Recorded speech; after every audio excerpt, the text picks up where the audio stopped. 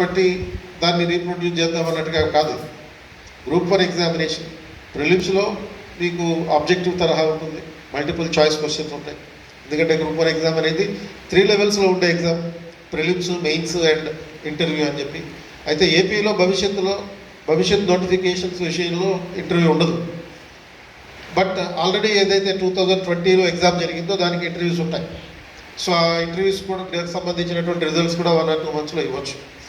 And AP వాళ్ళు Telangana exam రాయొచ్చు, ఎందుకంటే తెలంగాణ పబ్లిక్ సర్వీస్ కమిషన్లో ఒక 5% నాన్ లోకల్ వాళ్ళకి రిజర్వేషన్ అయి ఉంటుంది, లేదా 95% లోకల్ వాళ్ళకి ఉంటుంది.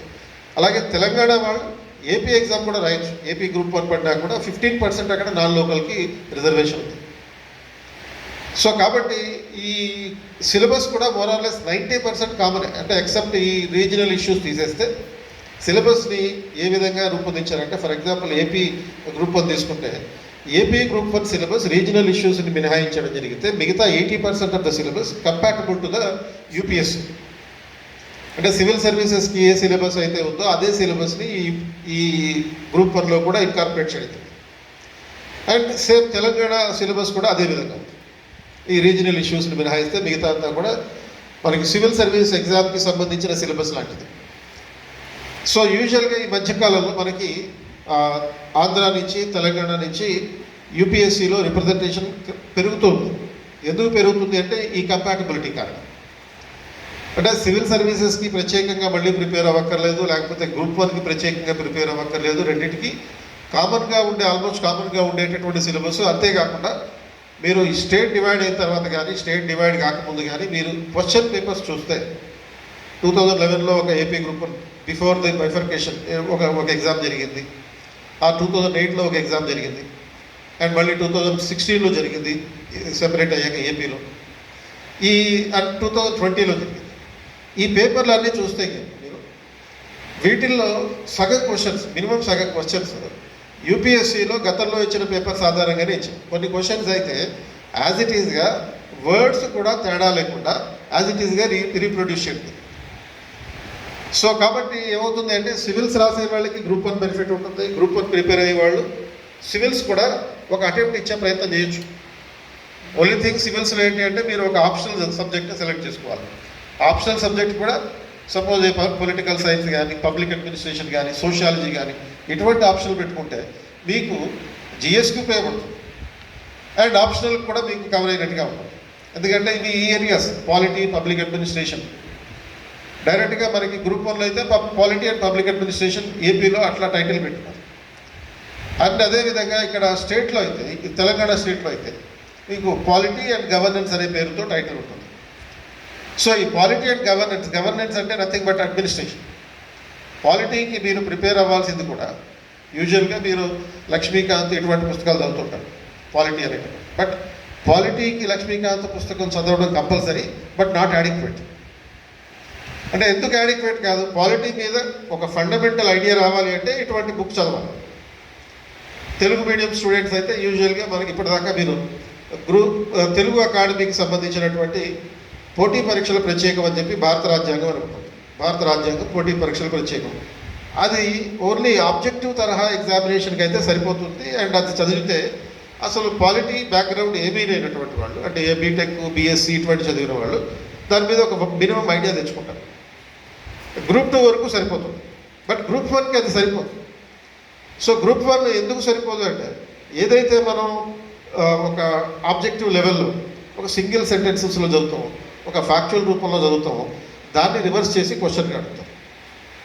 అంటే దాన్ని రివర్స్ చేసి క్వశ్చన్గా అడగడం అంటే ఏంటి అంటే, ఫర్ ఎగ్జాంపుల్ ప్రతి పాలిటీ మీద ఎంతో కొంత ఐడియా ఉన్నటువంటి ప్రతి ఒక్కరు కూడా ఫస్ట్ చదివే పాయింట్ భారత రాజ్యాంగం ప్రపంచంలో అతిపెద్ద రాజ్యాంగం అని చెప్పి ఆబ్జెక్టివ్ తరహాలో చదువుతాం. ఎందుకంటే దాంట్లో 395 ఆర్టికల్స్ ఉన్నాయి, లేకపోతే ఒక 12 షెడ్యూల్స్ ఉన్నాయి, 22 పార్ట్స్ ఉన్నాయి, 407 పేజీలు ఉన్నాయి. ఇటువంటి అన్ని ఫ్యాక్చువల్ ఎలిమెంట్స్. ఈ అవగాహన అవసరం, కానీ సరిపోదు. గ్రూప్ 1లో ఆన్సర్ రాయడానికి సరిపోదు. గ్రూప్ 1లో ఆ స్టేట్మెంట్ని తీసుకొచ్చి క్వశ్చన్గా అడిగారు అనుకో, Indian constitution is the lengthiest written constitution in the world, comment అని చెప్పి క్వశ్చన్ అడుగుతారు. మీరు ఏదైతే ఒక 20 పదాల్లో అక్కడ చదువుకున్నారో, ఆబ్జెక్టివ్ ఎగ్జామినేషన్ కోసం చదువుకున్నారో, ఇక్కడ దాన్ని 200 పదాల్లో ఫుల్ లెంగ్త్ ఆన్సర్ రాయాలి. 200 పదాల్లో ఫుల్ లెంగ్త్ ఆన్సర్ ఎలా రాయాలి, దానికి ఒక ఇంట్రడక్షన్ పెట్టుకోవాలి. ఒక మెయిన్ బాడీ ఉండాలి, ఒక కంక్లూజన్ ఉండాలి. ఇంట్రడక్షన్లో ఏం రాయాలి అనేది చాలామందికి ఉండేటటువంటి అతిపెద్ద సమస్య. దీన్నే చాలామంది ఒక స్టార్టింగ్ ట్రబుల్ అంటుంటారు. ఇంట్రడక్షన్లో, మెయిన్ బాడీలో అండ్ కంక్లూజన్లో ప్రాపర్ ఆన్సర్ రావడానికి ఒక 4C అప్రోచ్ అనేది ఉంటుంది. 4C అప్రోచ్ అంటే in the introduction you should write about the first C, context. అంటే మొదటి Cలో ఇంట్రడక్షన్లో మీరు కాంటెక్స్ట్ రాయాలి. కాంటెక్స్ట్ అంటే సందర్భం, నేపథ్యం. ఏ నేపథ్యంలో ఆ క్వశ్చన్ ఇవ్వబడింది, ఆ క్వశ్చన్కి సంబంధించినటువంటి బ్యాక్గ్రౌండ్ ఏంటి, ఆ బ్యాక్గ్రౌండ్ని తెలియజేయాలి. అది కాంటెక్స్ట్. మెయిన్ బాడీకి వచ్చాక you have to write about second C, ఏంటి, కాన్సెప్ట్. అంటే ఆ క్వశ్చన్కి సంబంధించిన భావన వివరించడం, కాన్సెప్ట్ రాయాలి. అండ్ తర్వాత ఆ కాన్సెప్ట్ ఏది కూడా మనకి ఓన్లీ లైబ్రరీ పర్పస్ కోసం ఉండదు, దాని అప్లికేషన్ కోసం ఉంటుంది. అప్లికేషన్ చేసినప్పుడు, ఒక కాన్సెప్ట్ని అప్లై చేసినప్పుడు దాని నుంచి వచ్చేటటువంటి కాన్సిక్వెన్సెస్ రాయాలి. 3C కాన్సిక్వెన్సెస్ అంటే దానివల్ల కలిగినటువంటి ప్రభావం. అంటే ఈ సోషల్ ఇష్యూస్లో మనకి పాజిటివ్ కాన్సిక్వెన్సెస్ ఉంటాయి, నెగిటివ్ కాన్సిక్వెన్సెస్ ఉంటాయి. ఆ రెండింటిని ఐడెంటిఫై చేయగలగాలి. And 4th C, conclusion. ఈ కంక్లూజన్లో you have to write about the way forward. Negative consequences మీద నుంచి ఒక సొల్యూషన్ చెప్పగలిగేటటువంటి ఒక వే ఫార్వర్డ్ని కంక్లూజన్లో చెప్పాలి. సో ఈ 4Cలు ఉండేటట్టుగా చూసుకుంటే మీకు ఎటువంటి తెలియని క్వశ్చన్ వచ్చినా కానీ ఆన్సర్ని పర్ఫెక్ట్గా 200 పదాల్లో ప్రజెంట్ చేయగలుగుతారు. 200 పదాల్లో ఆన్సర్ చేయడం అంటే ఏంటి?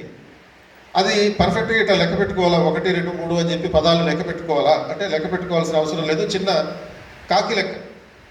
ఇప్పుడు మనం ఒక సెంటెన్స్లో 5 పదాలు రాస్తే, యూజువల్గా మనం నార్మల్ సెంటెన్సెస్ రాసినప్పుడు, నార్మల్ సైజెస్లో అక్షరాలు రాసినప్పుడు ఒక సెంటెన్స్లో 5 పదాలు రాస్తే, అండ్ ఒక పేజీలో అట్లా 20 సెంటెన్సెస్ రాస్తాం. ఒక పేజీ, ఒక సైడ్ అంటే 20 సెంటెన్సెస్ రాసినప్పుడు ఒక 100 వర్డ్స్ అవుతుంది. దాని బ్యాక్ సైడ్ కూడా అంటే ఒక A4 సైజ్ పేపర్లో దాని బ్యాక్ సైడ్ కూడా రాస్తే ఇంకో 100 పదాలు కవర్ అవుతాయి. అట్లా మొత్తం మీద 200 వర్డ్స్. అంటే ఒక ఫుల్ పేజీ, అంటే ఇటువంటి ఒక ఫుల్ పేజీ తీసుకుంటే ఒక సైడ్ 100 వర్డ్స్, ఇంకొక సైడ్ 100 వర్డ్స్, టోటల్గా 200 వర్డ్స్ పర్ఫెక్ట్గా మనకి ఆన్సర్ కంప్లీట్ అయిపోతుంది. ఈ రకంగా ప్రాక్టీస్ చేయాలి. డైరెక్ట్గా యుద్ధంలోకి వెళ్ళి యుద్ధం చేసేస్తానంటే కుదరదు. యుద్ధం చేయడానికి ముందు నువ్వు ఎంత రక్తం చెమటోడిస్తే అంత బాగా నువ్వు ఆన్సర్ ప్రజెంట్ చేయగలుగుతావు. ఎగ్జామినేషన్లో నీ పర్ఫార్మెన్స్ అంత బాగా ఉంటుంది. సో ఇది రోజు ప్రాక్టీస్ చేయాలి. రోజుకి ప్రతిరోజు మీరు అన్నం తిన్నా తినకపోయినా ఖచ్చితంగా ప్రతిరోజు నిద్రపోతారు. సో ఎందుకంటే అన్నం తిన్నా తినకపోయినా మనం బతకగలుగుతాం, కానీ నిద్రపోకపోతే మాత్రం బతకలేము. నిద్రపోయే లోపులు నేను కనీసం రోజుకి 2 క్వశ్చన్స్కి ఆన్సర్ రాసి పడుకుంటాను అని చెప్పి ఈరోజే ఒక ప్రతిజ్ఞ తీసుకుంటే మీకు రాబోయే నోటిఫికేషన్లో డిప్యూటీ కలెక్టర్ మీదే. ఇంకా దీంట్లో ఎటువంటి తేడా లేదు.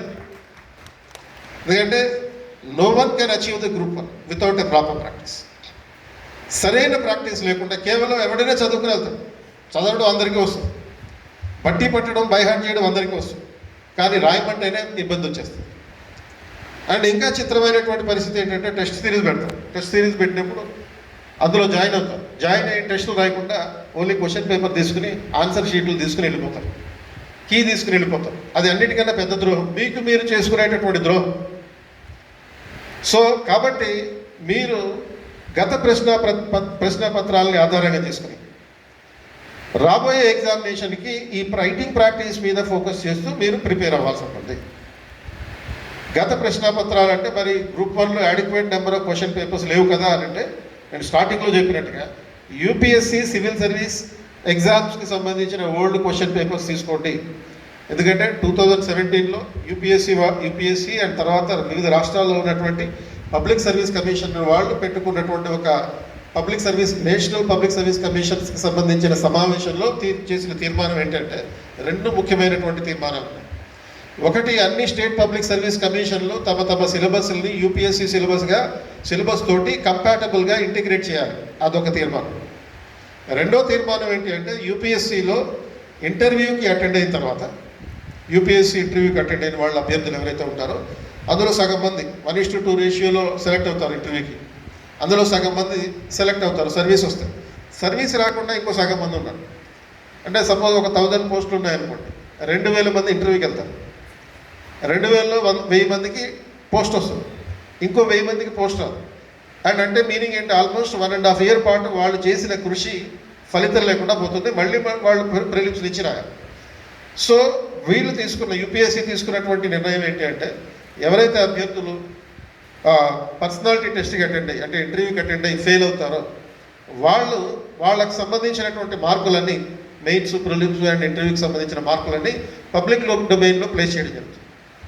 ఎప్పుడైతే వీటిని పబ్లిక్ డొమైన్లో పెడతారో, దేశంలో ఉన్న ఏ కార్పొరేట్ కంపెనీ అయినా సరే, లేకపోతే దేశంలో ఉన్నటువంటి ఏ పబ్లిక్ ఎంటర్ప్రైజెస్ అయినా సరే, వీళ్ళని డైరెక్ట్గా మేనేజ్మెంట్ పొజిషన్లోకి హైర్ చేసుకోవచ్చు. పబ్లిక్ ఎంటర్ప్రైజెస్తో సహా మేనేజ్మెంట్ పోస్టులోకి ఎవరైతే సివిల్స్ ఇంటర్వ్యూకి అటెండ్ అయ్యి ఫెయిల్ అయ్యారో, సర్వీసులోకి వెళ్ళలేకపోయారో, వాళ్ళకి ఆల్టర్నేటివ్గా ఇది కూడా ఉంది ఇప్పుడు. అండ్ 2019 నుంచి అది అమల్లోకి వచ్చింది. And even if you look at the 2022 notification also, this particular rule is clearly mention. And more over UPSC ఈ నోటిఫికేషన్లో, కొత్త నోటిఫికేషన్లో ఎంప్లాయ్మెంట్ న్యూస్ పేపర్లో ఇచ్చినటువంటి నోటిఫికేషన్ కనుక మీరు అబ్జర్వ్ చేసి ఉంటే, ప్రతి పేజీలోనూ women candidates are encourage to apply for the civil service exam అని చెప్పి ప్రతి పేజీలోనూ ఉంది. కాబట్టి మహిళలకి యూపీఎస్సీ అత్యధిక ప్రాధాన్యతనిస్తుంది.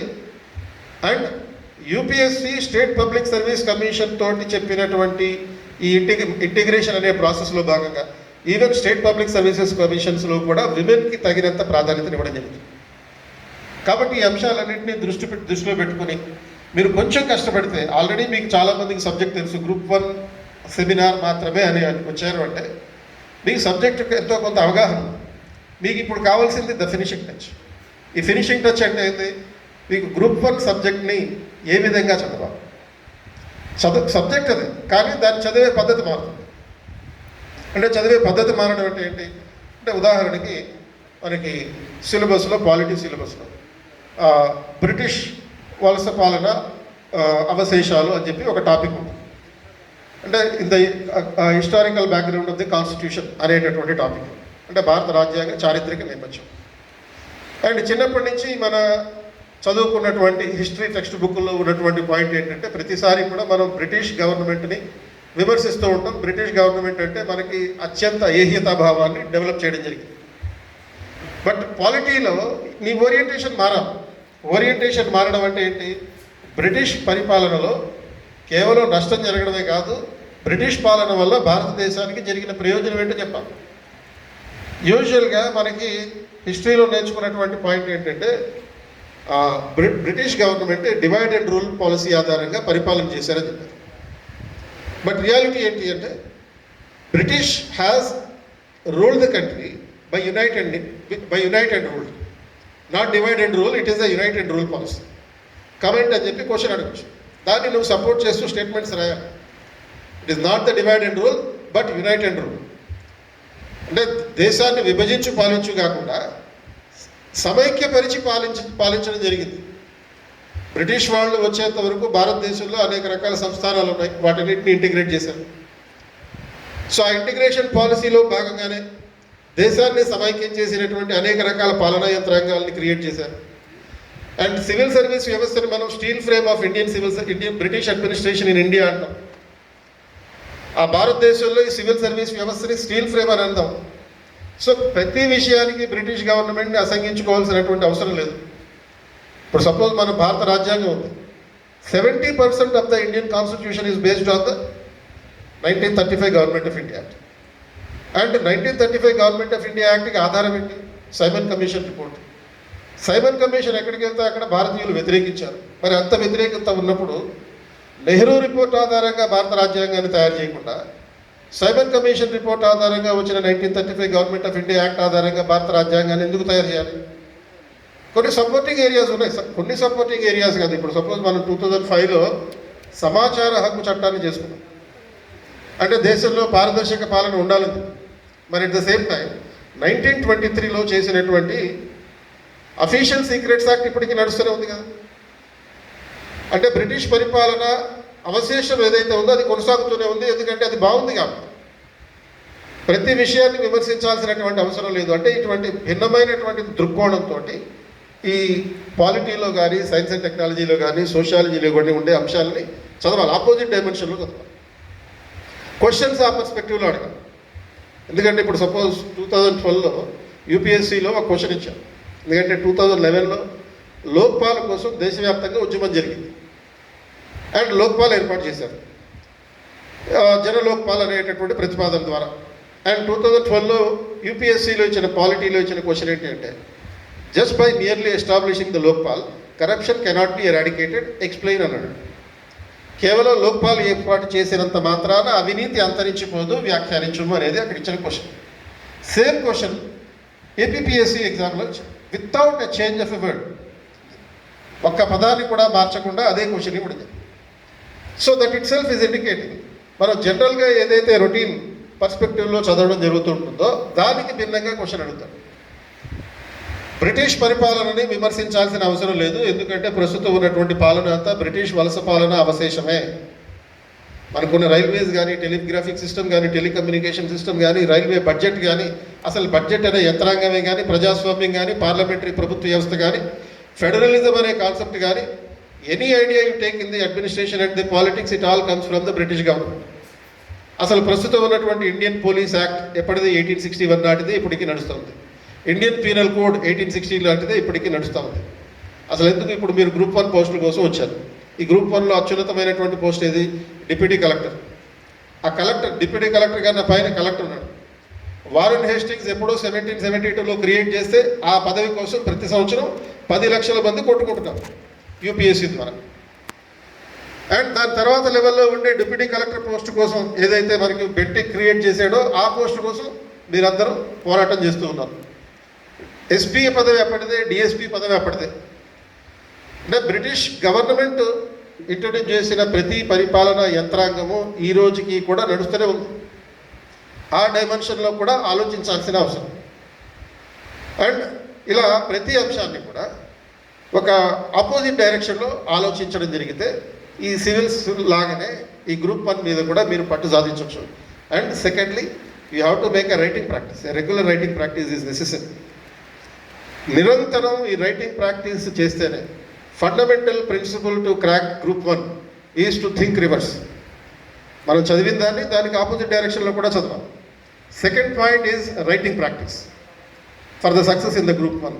గ్రూప్ 1లో సక్సెస్ సాధించడానికి రెండో అంశం ఈ రైటింగ్ ప్రాక్టీస్. సో మీకు అందరికీ మౌలికంగా ఉన్నటువంటి సబ్జెక్ట్ తెలుసు కాబట్టి ఈ మొదటి సూత్రంగా అది చెప్పాను. చదివిన దాన్ని దానికి భిన్నమైనటువంటి కోణంలో ఆలోచించగలగడం. రెండోది రైటింగ్ ప్రాక్టీస్ చేయడం. ఈ రెండింటినీ కనుక మీరు ఇంటిగ్రేట్ చేసుకుని పాటిస్తే రాబోయే గ్రూప్ 1 ఎగ్జామ్లో మీదే విజయం అవుతుంది. అండ్ అలాగే పాలిటీకి సంబంధించి గ్రూప్ 1లో ఏ విధంగా క్వశ్చన్స్ వస్తాయి, ఆన్సర్లు ఉంటాయి. గవర్నెన్స్లో ఎటువంటి క్వశ్చన్స్ ఉంటాయి, ఆన్సర్లు ఉంటాయి.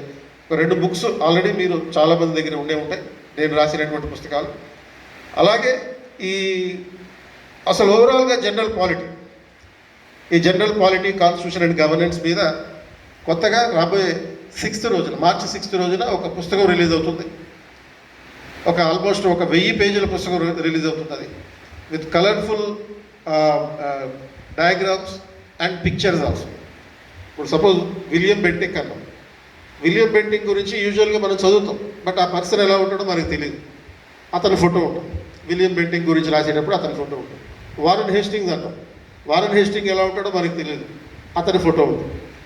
సో ఇట్లా ప్రతి దానికి ఫోటోలు, తర్వాత పిక్చర్స్, తర్వాత డయాగ్రామ్స్ ఆధారంగా, అలాగే మెంటల్ మ్యాప్స్ ఆధారంగా, అండ్ ఏ విధంగా అయితే మనం క్లాస్ రూమ్లో నోట్స్ డిక్టేట్ చేస్తామో, నోట్స్ డిక్టేట్ చేసిన పద్ధతిలోనే ఒక టెక్స్ట్ బుక్ ఆల్మోస్ట్ 1000 పేజెస్ తోటి తయారు చేయడం జరిగింది. అది మార్చి 6th రిలీజ్ అవుతుంది. That will give you a thorough understanding of the constitution of India and the governance in India. భారతదేశంలో పరిపాలన మరియు రాజకీయ వ్యవస్థ గురించి ఈ బుక్ పబ్లిష్ చేయబోతున్నాం. అది మార్చి 6th రిలీజ్ అవుతుంది. And group 1 question and answers almost ఒక 200 క్వశ్చన్స్ పాలిటీలోను, ఒక 200 టాపిక్స్ గవర్నెన్స్లోను ఐడెంటిఫై చేసినాయి. ఆ బుక్స్ ఆల్రెడీ ఉన్నాయి. So with this I'm concluding. Thank you very much. All the best.